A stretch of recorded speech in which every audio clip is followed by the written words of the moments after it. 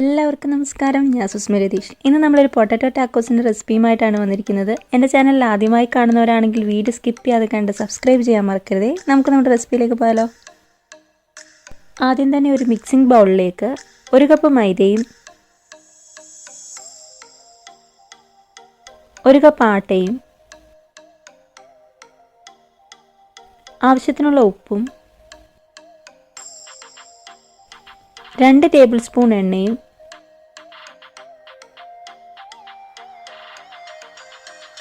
ആവശ്യത്തിനുള്ള വെള്ളവും ചേർത്ത് മാവ് ചപ്പാത്തിയുടെ പരുവത്തിൽ കുഴച്ചെടുക്കാം.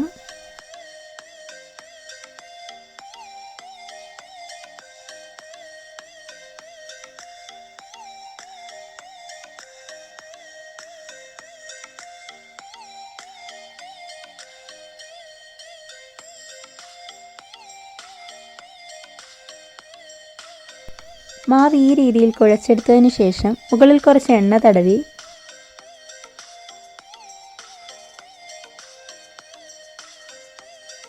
20 മിനിറ്റ് നമുക്ക് റെസ്റ്റ് ചെയ്യാൻ വേണ്ടി വെക്കാം. ഈ സമയത്ത് നമുക്ക് 2 പൊട്ടറ്റോ ബോയിൽ ചെയ്ത് നന്നായി ഗ്രേറ്റ് ചെയ്തെടുക്കാം.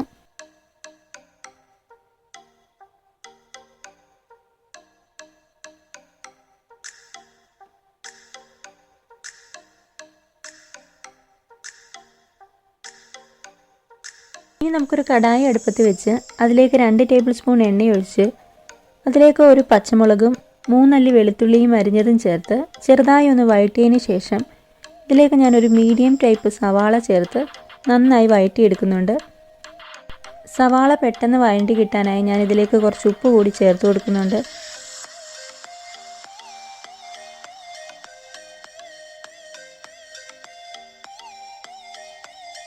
ഉള്ളിയൊക്കെ ഇപ്പോൾ നന്നായി വഴണ്ടി വന്നിട്ടുണ്ട്. ഇതിലേക്ക് 1 ടേബിൾ സ്പൂൺ ചില്ലി ഫ്ലെക്സും 1/2 ടീസ്പൂൺ കുരുമുളക് പൊടിയും 1/4 ടീസ്പൂൺ ചാറ്റ് മസാലയും 1/4 ടീസ്പൂൺ ഗരം മസാലയും ചേർത്ത് പച്ചമണം മാറുന്നത് വരെ നന്നായി മിക്സ് ചെയ്തെടുക്കാം.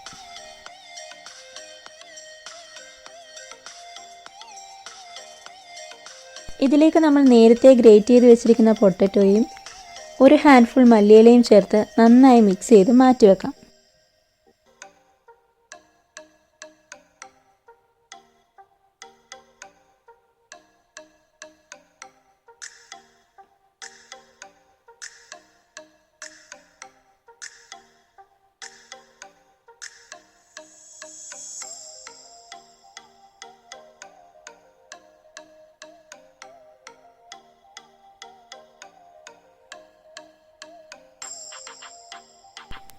ഇപ്പം മാവൊക്കെ നല്ല സെറ്റായിട്ടുണ്ട്. ഞാനിത് ചപ്പാത്തിയുടെ രീതിയിൽ ചെറിയ ബോളുകളാക്കി ചപ്പാത്തിയുടെ കൂട്ട് തന്നെ പരത്തിയെടുക്കുന്നുണ്ട്.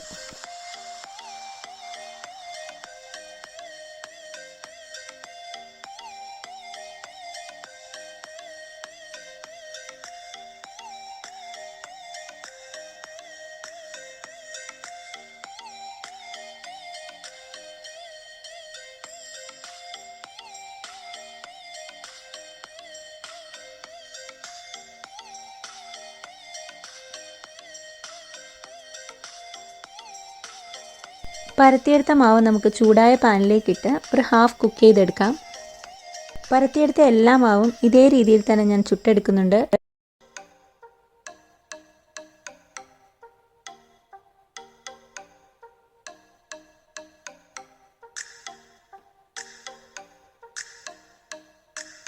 ഇനി നമുക്ക് ചുട്ടെടുത്ത ചപ്പാത്തികളിൽ ഓരോന്നിലും 1 table spoon tomato ketchup apply ചെയ്തതിന് ശേഷം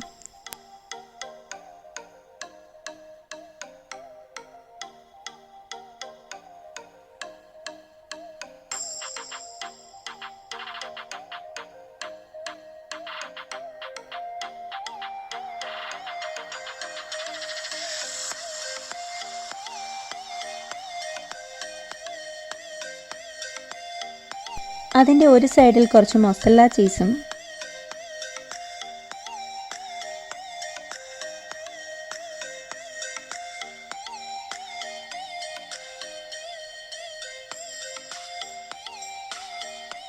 അതിന് മുകളിൽ നമ്മൾ നേരത്തെ തയ്യാറാക്കി വെച്ചിരിക്കുന്ന പൊട്ടറ്റോ മിക്സും ചേർത്ത്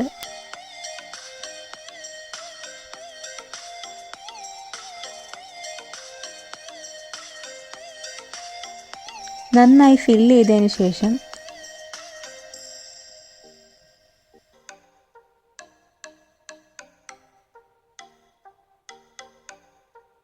ഇതിൻ്റെ മുകളിൽ നമുക്ക് കുറച്ചുകൂടി മസാല ചീസ് അപ്ലൈ ചെയ്ത് കൊടുക്കാം.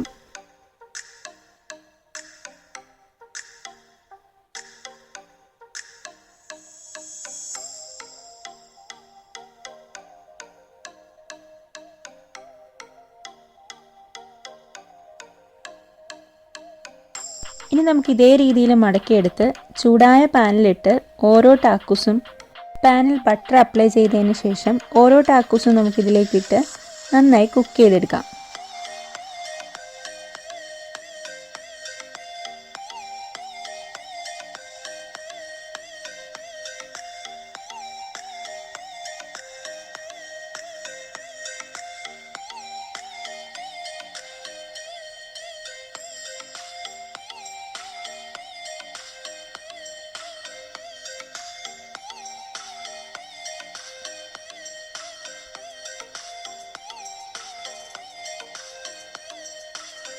ടാക്കോസിൻ്റെ എല്ലാ സൈഡും ഇതേ രീതിയിൽ തന്നെ കുക്ക് ചെയ്തെടുക്കുക.